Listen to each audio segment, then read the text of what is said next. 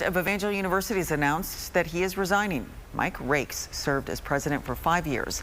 Evangel says under his leadership, there has been an increase in enrollment and facility expansions.